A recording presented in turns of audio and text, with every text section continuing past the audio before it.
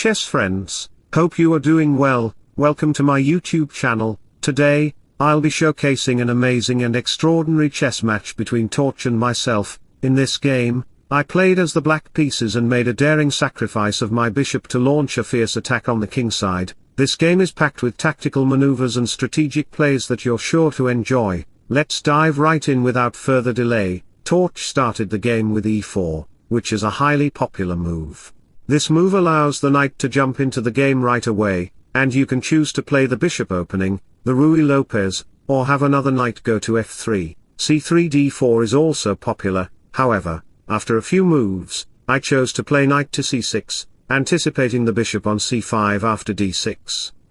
From the white perspective, there are various options such as playing c3, d4, bringing the knight out to c3, placing the bishop on b5, or opting for bishop to c4. However, in this case, white chose to play the Ruy Lopez. After a few moves, white played d3, which opens up the bishop's diagonal. Now, white can choose to place the bishop on g5 or e3 square. Or even move the knight to c3 to put pressure on the knight by playing knight to d5 and pinning the knight if you move out your bishop and shut down the gate with d6. After bishop c5, you might be tempted to capture the pawn on e5 by removing my knight. However, if you dare to do so, then after knight takes e5, I can play queen to d4, simultaneously attacking your vulnerable f2 pawn and the knight. This would result in losing a piece for you. So instead, he opted not to capture the knight and played a powerful move, pawn to c3. This move aims to advance the pawn to d4, allowing Torch to move his knight from d2 and potentially maneuver it to e3. Alternatively, you could push your queenside pawns more aggressively, as facilitated by playing pawn to c3, after both side castled. I played d6. At this point, some players might consider capturing the knight, while others may think of playing bishop to g5 or developing their knight by playing knight to d2. However, these moves could create a vulnerable situation because after a few moves, I could play the powerful and sneaky move of moving my knight to g4, directly attacking the pawn on f2. Moving the rook to f1 would passivate your rook. If you choose to play rook to e2 to protect the pawn, I can respond with the cunning move of pawn to f5. This aggressive move of pawn to f5 and knight to g4 puts pressure on your position, allowing my bishop to potentially control the f5 square and central squares. Instead, Torch decided to play h3 to prevent my knight from entering g4. Consequently, I responded by playing knight to e7 immediately, which facilitates the move to push my c-pawn, displacing your bishop and maneuvering my knight to f4 through knight g6. In this video, I'll demonstrate how to apply pressure to the king's structure, with the potential for my bishop to sacrifice itself on h3. Torch responded by immediately counterattacking with pawn to d4. If I were to retreat my bishop, Torch could further control the center by moving his rook to e1, creating significant pressure. Instead, I chose to counterattack by pushing my c-pawn, putting both bishops in a precarious position. If you capture my bishop, I'll reciprocate. Despite the capture, the d6 pawn initially seems strong, but once my knight moves, you'll need to protect the pawn. After rook moves to safeguard the pawn, bishop e6 and queen infiltration occur, and after a couple of moves later. Subsequently, white threatens bishop c5, aiming to attack my queen with pawn to d7. However, I can counter by moving my queen and securing my position with rook to c8, creating a formidable setup. In a previous move, I played bishop to e6 and queen to d7, setting up a queen-bishop battery for a potential attack on the king side, including the possibility of sacrificing the bishop on h3 as previously mentioned. After the knight moves to f4, threatening the queen, and the queen moves to d2.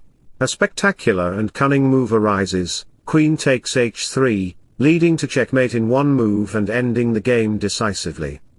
Returning to the position, capturing the bishop with pawn creates a disadvantageous move for you, and after a few moves we've seen exchanges in the center, with the knight capturing the e5 pawn. In this position, I encourage you to pause the video and consider the best move for black. I refrained from playing any queen or bishop moves to avoid creating advantageous circumstances for white. Instead, I executed a brilliant move, bishop takes h3, sacrificing the bishop immediately.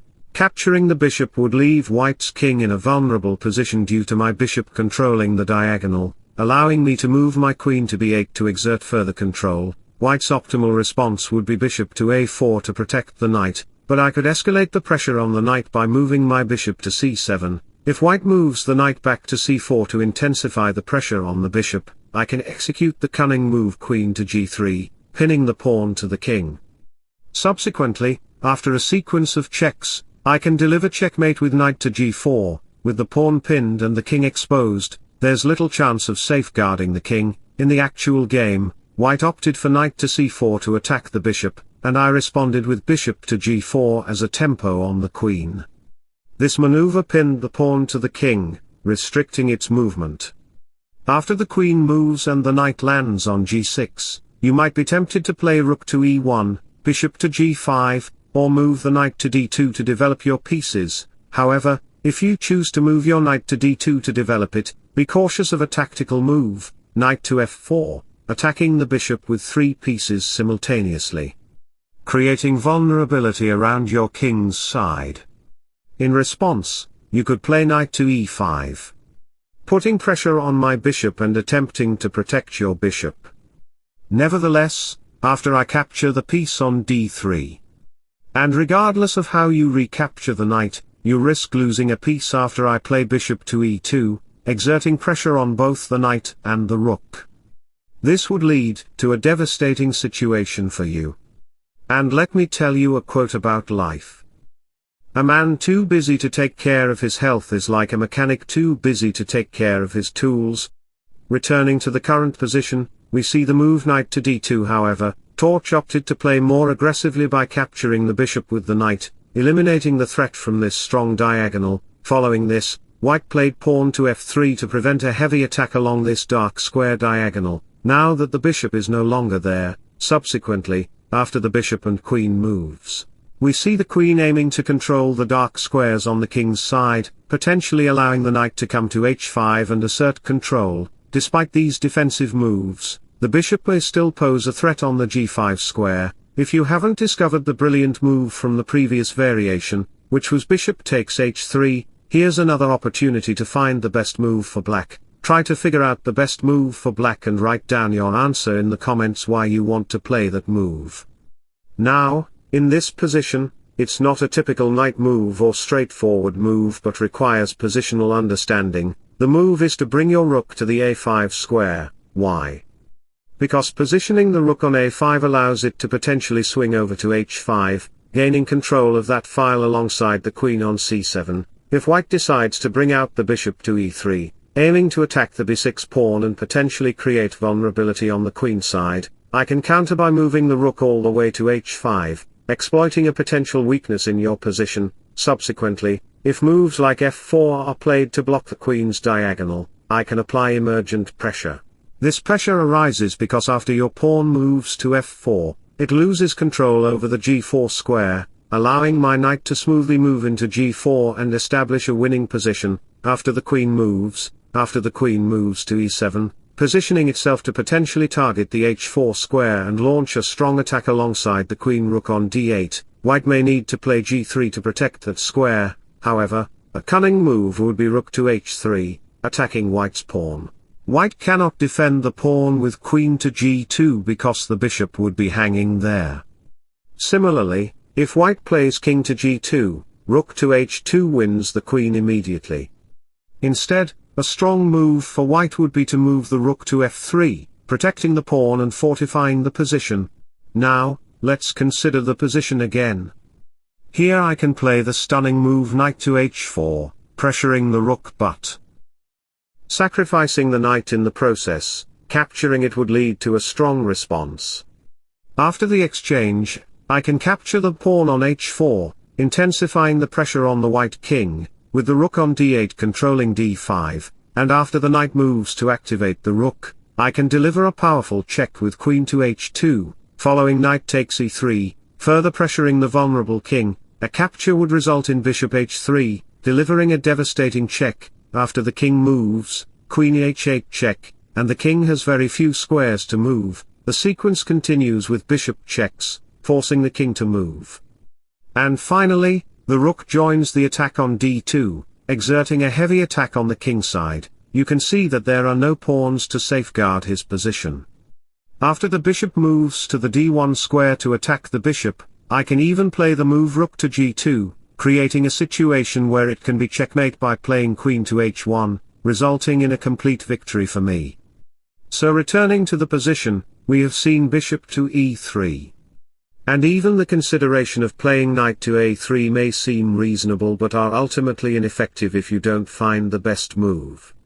Torch discovered the best move by playing pawn to e5, exerting pressure on the knight on h6, potentially creating a devastating situation for black's kingside. After the pawn captures, Torch immediately took my knight on the g6 square, as the knight plays a significant role in launching a heavy attack on the kingside. However, before I captured the bishop on g6, I made a daring move by playing bishop to c4, attacking the rook. If you choose to move your rook to avoid the attack on the bishop.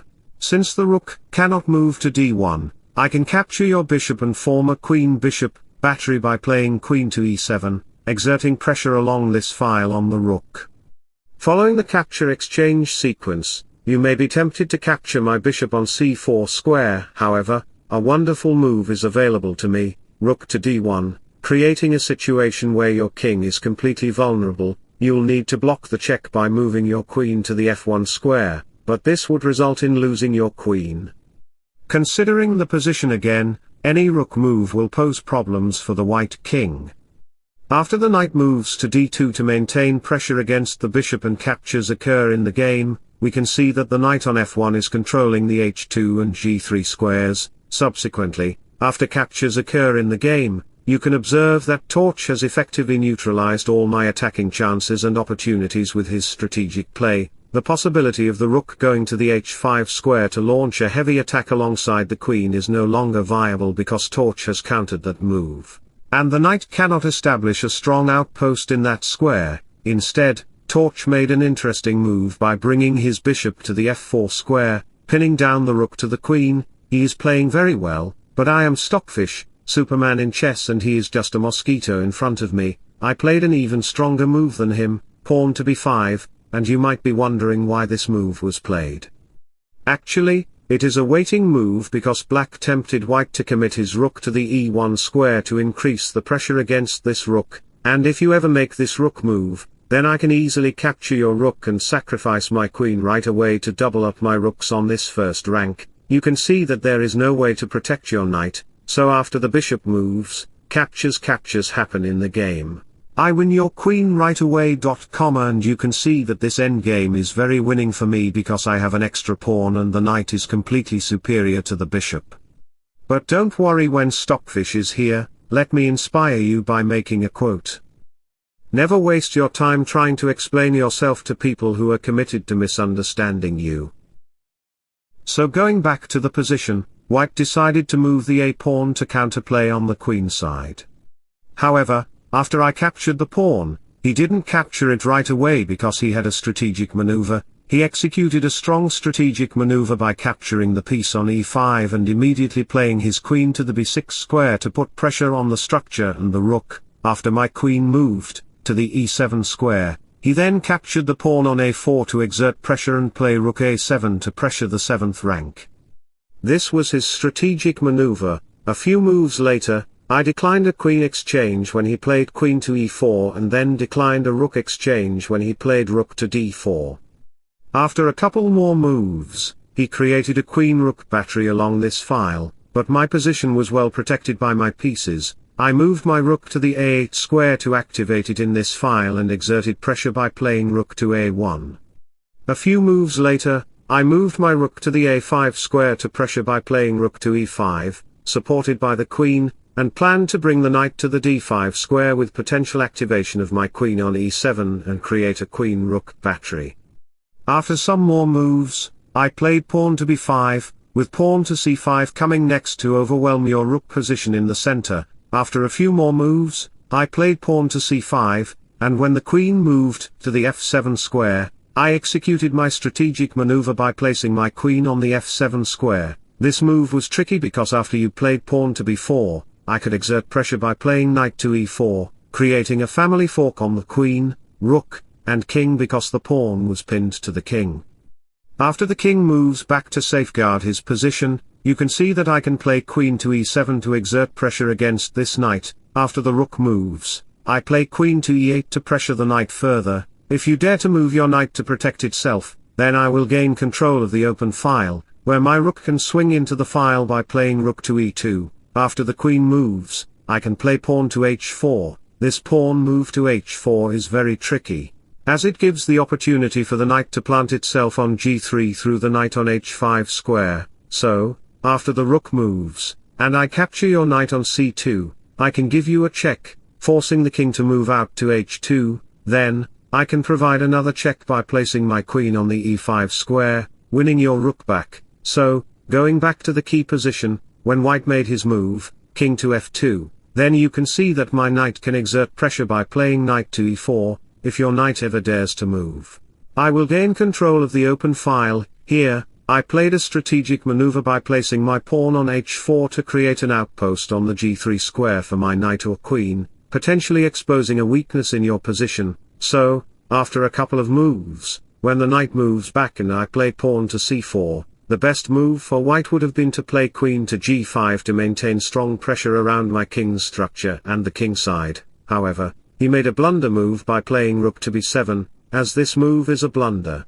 I can gain tempo on the rook by placing my queen on c6, and after the rook moves, I can gain another tempo by placing my rook on d6. Now, your queen has to move, and I can gain a third tempo on your position by placing my queen on b6, targeting the rook with a check. So you have to play queen to e3 to block the check. Here, I execute a brilliant sacrifice of my knight by placing it on g4.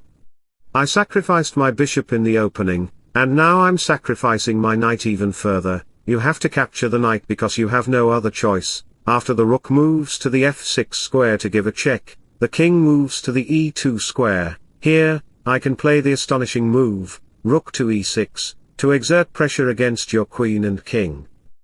Going back to the key position, it all started, after you made a blunder move. Instead of playing queen to g5, you made the rubbish move of rook to e7. Here, I have the potential chance to place my queen, and after a few moves, I achieve a favorable position after moving my rook to the f6 square. You can see that your position is completely vulnerable. I can even make a potential advancement in my evaluation by capturing a pawn, but after the king moves back, the rook comes in, and captures happen in the game. I play queen to d6, and this position is completely winning for me because you only have a knight and a rook, while I have my queen, more aggressive pawns. After a few moves, I play queen to g5 check, but I'm fast forwarding the game, because it is completely winning. Although black has no counterplay, they are restricted to safeguarding their king's position, and it's just completely over. A few moves later, I push my h-pawn and win the knight. At the end of the day, it's rooks versus the queen. And after giving a series of checks, I pick up the rook on the b5 square, move out the king and queen, and deliver checkmate. What an astonishing and brilliant game. It was a very amazing chess game that I played in my recent tournament. You know what?